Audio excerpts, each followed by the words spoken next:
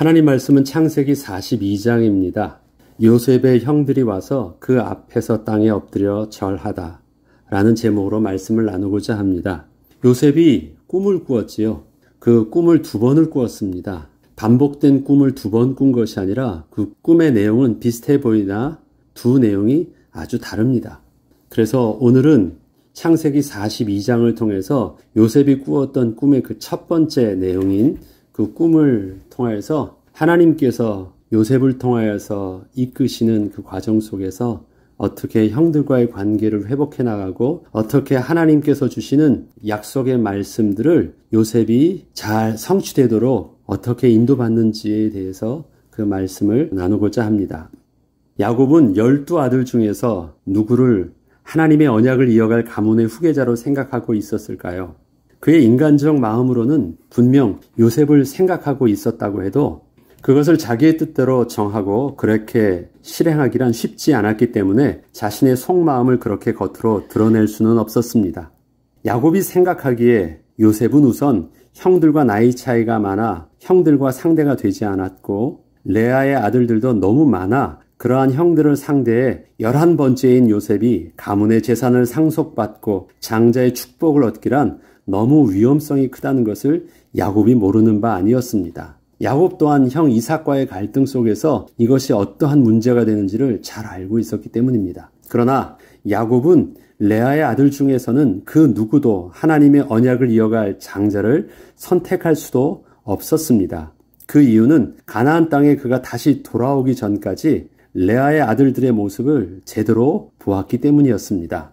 우선 장자 르우벤은 아버지의 첩인 빌하와 동침을 하는 돌이킬 수 없는 죄를 지었습니다. 이것이 창세기 35장 22절에 나와 있습니다. 야곱은 이 사실을 알고 있었으나 그 부끄러움을 드러내지 않고 그냥 마음에 두고 있었고 둘째 아들 시므온과 셋째 아들 레위는 자신들의 친여동생이었던 디나 사건이 있을 때 앞장서서 세겜성의 남자들을 잔인하게 죽임으로 인해서 가문에 피해 원한을 사게 했고 야곱 가족 전체가 몰살당할 위기까지 몰고 가게 했었습니다. 야곱은 이러한 레위의 아들들을 가문의 영적 유산을 물려줄 후계자로 세울 수는 없었습니다. 그러나 그렇다고 해서 요셉을 세울 수도 없었기에 야곱의 고민은 깊어만 갔고 그저 요셉을 구별하여 조심히 보살펴 주는 것 외에는 할 수 있는 것이 없었습니다. 형들도 이러한 요셉을 생각하기를 아버지가 그저 요셉을 노년에 낳은 아들이기에 그렇게 편애하는 정도로만 생각을 하고 있었습니다. 이러한 상황에서 시간이 흘러가던 중에 더 이상은 이렇게 덮어둘 수만은 없는 사건이 요셉을 통하여 일어나게 되었습니다. 그것은 요셉이 꿈을 꾸게 된 것입니다. 사실 꿈을 꾼다는 것은 당사자의 의지에 의해서 되는 것이 아니기에 요셉의 의도가 개입된 사건은 분명 아니었지만 하나님께서 드디어 요셉을 통하여 야곱의 집에 하나님의 시간표를 진행하시기 시작하신 것입니다. 철이 없던 요셉이 환상을 보듯이 너무도 확실하게 그것도 2번씩이나 꿈을 꾸게 되자 이것을 아무 생각 없이 형들에게 말을 하였고 이것은 수면 아래 있던 가문의 장자권에 대한 문제를 드러내는 말이었기에 이 꿈의 내용은 형들의 마음을 자극하기에 충분했던 것입니다. 이때 야곱은 그러한 요셉을 꾸짖으며 그 말을 입 밖으로 내지 말도록 주의를 주었으나 내심 그 마음에는 이러한 요셉의 꿈을 마음에 담아두기는 하였습니다.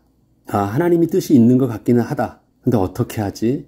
이제 그게 야곱의 심정이었습니다. 이러한 요셉에 대한 형들의 미움과 경계심은 요셉을 죽일 수 있는 기회가 오자 결국 요셉을 애굽으로 팔아 넘기게 되었고 그때의 형들이 요셉을 향하여 품었던 그 마음의 생각은 요셉의 꿈이 어떻게 되는지를 우리가 보자는 것이었습니다. 사실 요셉의 형들도 요셉이 꿈을 꾼다는 것이 개인의 의지가 아닌 하나님의 계시나 환상이라는 생각들은 할 수 있었으나 형들은 그러한 사실을 받아들이기 싫었던 것이고 그런 꿈을 꾸었던 당사자를 제거함으로써 그 꿈의 주인공이 될 싹을 아예 잘라버린 것이었습니다. 결국 이것이 요셉을 거부한 것이 아니라 하나님의 주권을 거부하는 것이었음을 그때의 저들은 잘 알지는 못했었습니다. 요셉의 형들은 하나님께서 하시는 일에 대하여 인간적인 방법에서 막을 수 있었던 최고의 방법을 동원했지만 결국 저들의 그 생각과 다르게 하나님께서는 애굽에서 요셉과 함께 하시면서 요셉에게 꿈을 꾸게 하셨던 그 내용대로 요셉을 한 걸음 한 걸음 인도하여 주셨습니다. 마침내 요셉은 하나님의 인도하심의 시간표 속에서 바로의 꿈을 해석해 주게 되었고 그 해석과 더불어 그 대안까지 구체적으로 제시해 줌으로 인해서 자신도 상상할 수 없었던 애굽의 총리가 되어 흉년을 대비하는 중요한 직분을 수행하게 되었습니다. 꿈을 해석했던 것보다 사실 총리 대신이 될 수 있었던 것은 그 해석에 대해서 그가 대안을 제시할 수 있었던 유일한 자였기 때문에 그렇습니다. 그리고 드디어 애굽을 포함한 모든 나라의 흉년이 시작되자 양식이 없어 더 이상 버티기 힘든 상황까지 가게 되었던 야곱의 가족들도 애굽에서 쌀을 구입할 수 있다는 소문을 따라 베냐민을 제외한 모든 야곱의 아들들이 양식을 구하러 애굽으로 오게 되었던 것입니다. 이것이 오늘의 내용의 그 바로 앞에 있었던 내용들입니다. 요셉의 형들이 와서 그 앞에서 땅에 엎드려 절하는 일들이 일어납니다. 창세기 42장 5절로 10절을 보면 이스라엘의 아들들이 양식 사러 간 자 중에 있으니 가나안 땅에 기근이 있음이라. 때에 요셉이 나라의 총리로서 그 땅 모든 백성에게 곡식을 팔더니 요셉의 형들이 와서 그 앞에서 땅에 엎드려 절하매 요셉이 보고 형들인 줄을 아나 모르는 채 하고 엄한 소리로 그들에게 말하여 이르되 너희가 어디서 왔느냐? 그들이 이르되 곡물을 사려고 가나안에서 왔나이다. 요셉은 그의 형들을 알아보았으나 그들은 요셉을 알아보지 못하더라. 요셉이 그들에게 대하여 꾼 꿈을 생각하고 그들에게 이르되 너희는 정탐꾼들이라. 이 나라의 틈을 엿보려고 왔느니라. 그들이 그에게 이르되 내 주여 아니니이다. 당신의 종들은 곡물을 사러 왔나이다. 요셉은 드디어 지난날 자신이 꾸었던 그 꿈이 의미하는 바가 무엇인지 확실하게 알게 되었습니다. 그것도 요셉이 꾸었던 두 번의 꿈 중에 그 첫 번째 꿈이 형들의 곡식단이 자신의 곡식단에 절한다는 것이었기에 지금 형들이 곡식을 얻기 위해서 이렇게 자기 앞에 절하는 모습을 보면서 너무도 확실하게 꿈의 내용을 이해하게 되었던 것입니다. 창세기 37장 7절로 8절에 보면 우리가 밭에서 곡식단을 묶더니 내 단은 일어서고 당신들의 단은 내 단을 둘러서서 절하더이다. 그의 형들이 그에게 이르되 내가 참으로 우리의 왕이 되겠느냐? 참으로 우리를 다스리게 되겠느냐 하고 그의 꿈과 그의 말로 말미암아 그를 더욱 미워하더니 곡식단이라는 것들도 무슨 의미인지 알게 되었고 형들의 곡식단이 절한다라는 것도 무슨 의미인지 곡식 때문에 형들이 자기를 찾아와서 자기한테 절하를 하는 것을 보고 그 꿈이 너무 정확하게 보여지는 것을 요셉은 보게 된 것입니다. 지난날 형들은 이 꿈의 내용을 들었을 때 장자권을 요셉이 소유하게 된다는 내용으로 생각하고 요셉을 더욱 미워했던 것이었는데 사실 그 꿈의 내용이 이렇게 드러나고 보니 그 꿈은 장자권의 문제가 아니었고 요셉이 형들을 위해 양식을 주게 되는 위치에 서게 된다는 의미였던 것입니다. 요셉은 이때에 진지하게 하나님께서 자신에게 주셨던 그 꿈들을 좀 더 집중하며 생각해 보았습니다. 첫 번째 꾸었던 꿈이 이렇게 형들이 양식을 얻기 위해 자기 앞에 와서 자신에게 절을 하는 것이었다면 요셉은 두 번째 꿈도 진지하게 다시 생각해 보지 않을 수 없었던 것입니다. 이것이 내 꿈의 첫 번째였다고? 그런데 나는 두 번의 꿈을 꾸었는데 두 번의 꿈은 이것보다 더 특별한 일들이 있었죠. 두 번째 꿈이 어땠습니까? 요셉이 다시 꿈을 꾸고 그의 형들에게 말하여 이르되 내가 또 꿈을 꾼즉 해와 달과 11별이 내게 절하더이다 하니라. 그가 그의 꿈을 아버지와 형들에게 말하매 아버지가 그를 꾸짖고 그에게 이르되 내가 꾼 꿈이 무엇이냐? 나와 내 어머니와 내 형들이 참으로 가서 땅에 엎드려 내게 절하겠느냐? 이처럼 요셉의 두 번째 꿈은 아버지와 어머니 그리고 11명의 형제들 전부 자기 앞으로 오게 될 내용이었기에 지금 형들만 이렇게 자기 앞에 온 것이 전부가 아님을 알고 어떻게 아버지 야곱과 가족 전체가 자기에게 올 수 있을까 고민을 하게 된 것이었습니다. 두 번째 꿈이 비슷한 줄 알았는데 너무나도 정확하게 그 숫자까지 맞고 그 다음에 그 이유까지 맞는 것을 보면서 두 번째 꾸었던 해와 달과 11별이 절한다라는 것, 이것을 그의 아버지들도 형들도 확실하게 그 의미가 무엇인지 알 정도로 확실한 내용이었기 때문에 요셉은 오히려 이 두 번째 꿈 때문에 고민을 하게 된 것입니다. 만약에 지금 자신이 요셉이란 사실을 밝힌다면 형들은 지난날 아버지를 속인 일 때문에 돌아가서도 요셉에 대해 말하지 않고 또다시 거짓을 고할 것이고, 또한 요셉에게 보복을 당해 죽을까 염려해서 두 번 다시 애굽으로 돌아오지 않을 것이 분명했기에 요셉은 어떻게 해서든지 모든 가족이 자신에게 올 수 있는 지혜로운 방법을 생각해야 했습니다. 요셉이 형들에게 하는 것은 형들을 골탕 먹이거나 괴롭히려는 일들이 아니에요. 하나님이 자기에게 꿈을 두 번이나 주셨는데, 그건 다시 말해서 하나님께서 자기에게 하나님이 하실 일들을 두 번씩이나 보여주셨는데, 첫 번째 하나님이 하신 일들을 보여주셨고, 두 번째 자신에게 하실 일들을 또 보여주시는데, 그렇다면 나는 그 일들을 이루기 위해서 어떻게 해야 될까? 요셉은 고민을 한 것입니다. 그 가운데 요셉이 얼마나 하나님께 기도하면서 그가 스스로를 제어하면서 이렇게 인도받는지, 심지어는 그 마음에 막 울고 싶고 울어서도 눈에 안 보이려고 밖에 나가서 울고 감정을 제어하고 하는 모든 과정들 속에 형들에 대한 어떤 미운 감정과 형들을 골탕 먹이려고 하거나 어떤 그런 것과는 전혀 다른 하나님의 꿈이 이게 맞은 거라면, 하나님이 자기에게 하실 일들이 맞은 거라면 내가 어떻게 이렇게 순종함으로 잘 주신 직분을, 은혜를 잘 감당할 수 있을까 몸부림치는 요셉을 보게 되는 것입니다. 요셉이 취했던 방법은 너희는 정탐꾼이다, 너희는 간첩이야 라고 저들을 몰아세우는 것이었습니다.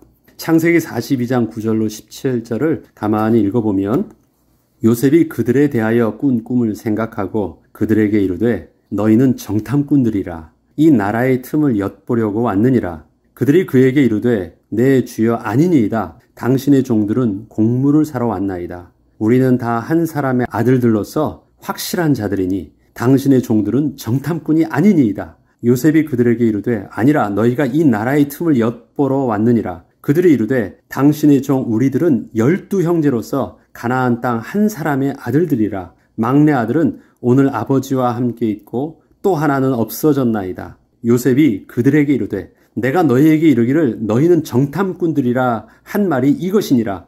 너희는 이같이 하여 너희 진실함을 증명할 것이라. 바로의 생명으로 맹세하노니 너희 막내 아우가 여기 오지 아니하면 너희가 여기서 나가지 못하리라. 너희 중 하나를 보내어 너희 아우를 데려오게 하고 너희는 갇혀 있으라. 내가 너희의 말을 시험하여 너희 중에 진실이 있는지 보리라. 바로의 생명으로 맹세하노니 그리하지 아니하면 너희는 과연 정탐꾼이니라 하고 그들을 다 함께 3일을 가두었더라. 요셉이 형들을 속이고 가족 전체가 오게 할 방법으로 내민 카드는 형들을 애굽 땅을 엿보러 온 정탐꾼으로 몰아세우는 것이었습니다.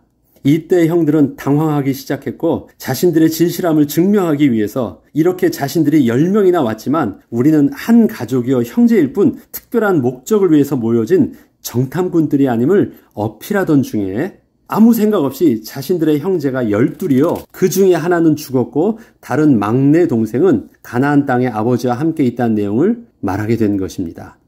요셉은 그 막내 동생이 가나안 땅에 있다는 말을 듣자마자 마치 그 말을 기다렸다는 듯이 만약에 너희의 말이 사실이라면 너희 중에 한 명이 대표로 가나안 땅에 돌아가서 그 막내 동생을 데리고 와서 너희의 말이 사실이었음을 증명하라고 하면서 형들을 3일 동안 가두었습니다. 요셉의 형제들은 이렇게 갑작스럽게 벌어진 이러한 상황 속에서 어찌할 바를 모르고 3일을 감옥에 지내게 되면서 과연 누구를 가나안 땅에 보내어 베냐민을 데리고 오게 할 것인가 대하여 심각한 고민에 빠졌습니다. 요셉을 잃었던 아버지에게서 베냐민이 어떠한 존재인지 잘 알고 있던 아들들은 아무나 가서 아버지를 설득하고 베냐민을 데리고 올 수 없다는 것을 잘 알고 있었기 때문이었습니다. 큰형이 갈까요? 큰형은 장자권의 당사자인데 네가 베냐민을 죽이고 네가 장자 되려고 할까? 둘째 아들을 보낼까요? 고민이 아주 많이 되는 것입니다. 누구를 보낼까요? 레아의 아들들을 보낼까? 아니면 첩의 아들들을 보낼까? 아무도 어떻게 간다고 해서 아버지를 설득할 수 있는 이 상황이 자들에게 너무 고민을 하고 있습니다. 3일 동안 고민을 하게 했을 때 이때 요셉이 거절치 못한 제안을 다시 해줍니다. 너희는 이같이 하여 너희 생명을 보존하라 하면서 창세기 42장 18절로 25절에 보면 사흘 만에 요셉이 그들에게 이르되 나는 하나님을 경외하노니 너희는 이같이 하여 생명을 보존하라. 너희가 확실한 자들이면 너희 중에 한 사람만 그 옥에 갇히게 하고 너희는 곡식을 가지고 모두 가서 너희 집안의 굶주림을 구하고 너희 막내 아우를 내게로 데리고 오라. 그러면 너희 말이 진실함이 되고 너희가 죽지 아니하리라 하니 그들이 그대로 하니라. 그들이 서로 말하되 우리가 아우의 일로 말미암아 범죄하였도다. 그가 우리에게 애걸할 때 그 마음의 괴로움을 보고도 듣지 아니하였으므로 이 괴로움이 우리에게 임하도다. 르우벤이 그들에게 대답하여 이르되 내가 너희에게 이 아이에 대하여 죄를 짓지 말라고 하지 아니하였더냐. 그래도 너희가 듣지 아니하였느니라. 그러므로 그의 핏값을 치르게 되었도다 하니 그들 사이에 통역을 세웠으므로 그들은 요셉이 듣는 줄을 알지 못하였더라. 요셉이 그들을 떠나가서 울고 다시 돌아와서 그들과 말하다가 그들 중에서 시므온을 끌어내어 그들의 눈앞에서 결박하고 명하여 곡물을 그 그릇에 채우게 하고 각 사람의 돈은 그의 자루에 도로 넣게 하고 또 길 양식을 그들에게 주게 하니 그대로 행하였더라. 요셉은 사흘 동안 형들이 스스로 고민을 하게 한 후 저들에게 거절하지 못할 제안을 합니다. 그것은 요셉이 제안을 바꾸어서 한 명만 돌아가서 베냐민을 데리고 오는 것이 아니라 한 명만 대표로 애굽에 남고 나머지는 다 돌아가 집안의 굶주림을 면하게 하고 막내 아우를 데려오라는 것이었습니다. 이것은 앞선 요구보다 훨씬 부담이 덜하였기에 저들은 무조건 그대로 하겠다고 했습니다. 그때 그들은 자신들에게 발생하고 있는 이러한 상황들을 통하여 지난날 요셉을 그렇게 벌였던 일들을 기억하며 그 죄값을 지금 우리가 받고 있는 것이라고 스스로 자책하며 서로가 다툼이 일었습니다. 이것을 요셉은 가만히 듣고 있었죠. 요셉은 그 말을 들으면서 형들을 피해 밖으로 나가 울었고 다시 돌아와 형들이 한 사람을 선택하기 전에 자신이 직접 둘째 형 시므온을 택하여 구금하였습니다. 저들은 시므온을 어떻게 해서 요셉이 택하는지 잘 몰랐어요. 근데 일부러 시므온을 요셉이 택하였습니다. 아마도 장남이었던 르우벤은 요셉을 죽이는 것을 반대했었기에 둘째 형 시므온이 그 잔혹함의 성품상 요셉을 죽이고자 앞장섰던 것이 아니었나 싶습니다. 그래서 요셉은 둘째 형 시므온을 남게 하였고 다른 형제들도 그 시므온이 볼모로 잡혀있는 것이 속으로는 어느 정도 마땅하다 생각을 했을지도 모르겠습니다. 그리고 시므온은 지난날 자신이 그렇게 요셉을 버린 것처럼 자신도 그렇게 형제들에게 버려질 수 있다는 것을 강하게 느끼게 되었을 것입니다. 자기의 목숨을 살리기 위해서 과연 아버지가 베냐민을 보낼 수 있을까? 그리고 형제들이 자신의 목숨 하나를 살리려고 지난날 형제 요셉을 죽이려고 앞장섰던 자신을 위해서 다시 돌아올까? 자기도 그렇게 형제를 버렸던 당사자였는데 시므온은 다시 형제들이 돌아오기까지 거의 1년 동안을 감옥에 구금되어 지난날을 후회하며 기억 없는 나날을 보내게 되었던 것입니다. 시므온은 형들이 올 때까지 진짜 올지 안 올지 전혀 기약도 없는 날이었기 때문에 그게 딱 형제들과 아버지를 신뢰하는 1년이었다면 그것을 그렇게 길게 보내지 않아도 될 거예요. 시간만 지나면 되니까. 그러나 시므온의 입장에서는요. 형제들의 정서를 잘 알고 있어. 서로 어머니가 다 다르기도 하고 서로 그렇게 싸우고 서로 또 장자권 때문에 그렇게 서로 눈치 보는 입장에서 가장 강력한 장자권의 차세대 주자인 자기 하나 제거하는데 아주 좋은 기회일 수도 있거든요. 여러 가지 갈등의 상황 속에서 볼 때 그냥 시므온이 딱 택하여졌다는 것은 느껴지기에 시므온이 버려졌다가 생각하기 딱 좋아요. 형제들한테는 그렇게 손해보는 장사가 아닌 거예요. 그 버려진 마음에 그 시므온은 지난날 요셉이 그렇게 애걸 하면서 버려진 마음에 똑같은 심정을 가지게 된 것입니다. 그리고 요셉은 시므온을 제외한 형제들에게 곡식을 가득히 채워주고 그들이 가지고 온 돈을 그대로 다시 자루에 넣어 돌려보냈습니다. 이것은 애굽의 총리 대신과 야곱의 아들들 사이에 아직 진정한 거래가 이루어지지 않았음을 분명하게 보여주고 있는 것입니다. 우선 야곱의 아들들이라는 진실함이 증명되어야 무역의 그 거래가 이루어질 수 있음을 말하는 것으로 지금은 진정한 거래를 위한 확인 절차 작업 기간임을 분명히 알려준 것입니다. 만약에 이때에 그 형제들이 다시 돌아오지 않는다면 저들은 염탐꾼이 분명히 맞는 것이고요. 곡식값을 떼어먹은 도둑으로 더 크게 몰리게 되어 남겨진 시므온은 더 잔인한 형벌을 받게 될 것임을 분명히 알게 한 것입니다. 사실 요셉은 형들이 다시 돌아올 수밖에 없는 사실을 이미 잘 알고 있었습니다. 그것은 흉년이 앞으로 5년이나 더 남았기 때문이었습니다. 요셉은 그저 하나님의 선하신 인도하심이 아버지 야곱과 형들에게 임하기를 기도하며 기다릴 뿐이었습니다. 와야 되잖아요. 형들뿐만 아니라 아버지와 남겨진 어머니 또 베냐민이 와야 됐습니다. 그러기 위해서는 하나님의 은혜가 필요했어요. 그런데 자기가 어떻게 해줄 수 있는 방법이 없었기 때문에 그런 방법을 취해서 기다릴 뿐이었습니다. 이렇게 요셉과 형들의 1차 만남은 마무리되었고 형들은 가나안 땅으로 돌아갔으며 그 다음 단계로 아버지와 형들과의 해결되어야 할 일들이 기다리고 있었습니다. 어떻게 이 말을 형들이 아버지에게 말할 수 있을까? 그렇기 때문에 요셉은 형들은 많은 고민을 해야만 했습니다. 요셉은 형들과의 만남을 통해서 자신에게 일어났던 모든 사건이 하나님의 인도하심 속에 일어난 것임을 분명히 스스로는 고백할 수 있었지만 그렇다고 해서 지난날에 깨어진 관계와 오해, 갈등들이 자신이 깨달은 만큼 모든 것이 자연스럽게 다 해결되는 것이 아님을 형들을 통해서 알게 되었습니다. 왜요? 요셉은 피해자였어요. 피해자는 발 뻗고 자도 가해자는 발 뻗고 못 잔다는 말이 있죠. 그렇기 때문에 피해자인 요셉이 용서했다는 말을 한다 할지라도 가해자였던 형들은 그게 그렇게 쉽게 받아들여질 수 없었습니다. 그런데 그러한 의심 많은 형들을 통해서 하나님의 은혜를 함께 누리기 위해서는 요셉이 자기만 하나님 앞에서 은혜를 받아서는 되지 않을 또 다른 하나님의 큰 은혜의 시간표들을 그가 겸손히 하나님의 인도하심 속에서 받아 나가야 된다는 것을 알게 된 것이에요. 그것이 지금 요셉이 이러한 방법을 취하면서 진행하고 있는 몇 가지 단계들입니다. 괜찮아, 내가 용서했어, 형 와봐. 그렇다고 해서 이 일들이 끝나지 않거든요. 자신이 하나님의 은혜를 깨닫게 되었듯이 형들도 그러한 하나님의 은혜와 섭리를 함께 보게 될 때 진정으로 관계가 회복될 수 있음을 요셉이 분명히 본 것입니다. 이렇게 형들도 하나님의 은혜의 섭리를 깨닫기까지는 아주 오랜 기간이 걸렸고 요셉도 그러한 형들을 위해서 많은 노력을 해야 했습니다. 이것이 우리의 삶 속에서 인간관계도 그런 것입니다.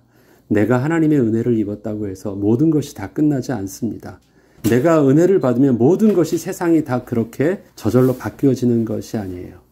나 자신이 하나님의 인격 가운데 그렇게 인도를 받았듯이 또 저들도 하나님의 인격 가운데 그렇게 변화를 받아야 되는 은혜의 시간표들이 필요합니다. 그런데 그러한 은혜의 시간표들을 하나님은 먼저 은혜를 받게 한 나를 통해서 우리를 통해서 그 일들을 하게 해요. 그러려면 더더욱 겸손함과 또 하나님의 지혜와 하나님의 기다림의 시간들, 많은 기도가 필요한데 요셉은 그러한 과정들을 계속해서 그 다음에는 요셉의 이야기를 통해서 진행을 하는 것입니다. 오늘의 본문을 통해서 우리는 어떻게 먼저 하나님의 은혜를 받은 우리를 통해서 우리의 가정과 우리의 형제들과 우리의 주의 만남을 회복해야 되는지 하나님의 음성을 듣게 됩니다. 하나님께서 그렇게 우리의 삶을 통해서 우리 주위를 변화시켜 주셔서 하나님이 우리를 통해서 모두 다 복의 근원으로 저들도 축복을 누리게 하실 때 우리가 어떻게 잘 인도를 받아야 되는지 정말 성령의 인도함을 받아야 되겠습니다. 하나님이 우리를 통해서 나만의 하나님이 아니라 우리를 통해서 회복해 하신 그 은혜들을 우리 요셉의 모습을 통해서 우리가 잘 또 함께 인도받고 또 은혜를 누릴 수 있는 저와 여러분 되길 주의 이름으로 축복합니다. 그리고 지금의 우리의 시간표도 그렇게 잘 인도받기를 주의 이름으로 축복합니다. 기도하겠습니다. 하나님 아버지, 요셉은 하나님의 은혜 가운데 가정과 가문을 모두 살릴 수 있는 축복으로 앞선자로 인도받았습니다. 그러나 요셉이 누렸던 그 축복은 요셉만의 축복이 아니었고 가해자였던 상처를 주었던 형들도 하나님의 은혜 가운데 함께 거룩한 하나님의 백성으로 세우도록 요구하신 하나님의 계획 속에서 인도받은 축복이었습니다. 요셉은 그 사실들을 온전히 깨달아 겸손하게 하나님의 뜻을 따라 형들을 그렇게 섬길 수 있었고, 그렇게 야곱의 형제들은 모두 하나가 되어 하나님이 기뻐하시는 이스라엘 민족을 이룰 수가 있었습니다. 하나님, 우리에게 주셨던 복의 근원의 축복도 나만의 복이 아니라 나를 통해서 우리 가정과 형제들과 가문을 살릴 축복으로 온전히 누릴 수 있도록 성령께서 인도하여 주시길 원합니다. 그래서 우리를 그렇게 치유하여 주셨던 것처럼 혹시 가해자였을지도 모르는 또 우리 주위의 사람들도 그렇게 치유함 받게 하셔서 하나님의 복을 함께 누릴 수 있는 은혜를 온전히 누리게 하여 주시옵소서. 이번 한 주간도 주실 은혜를 사모하며 기대합니다. 감사드리며 우리 주 예수 그리스도 이름으로 기도합니다. 아멘.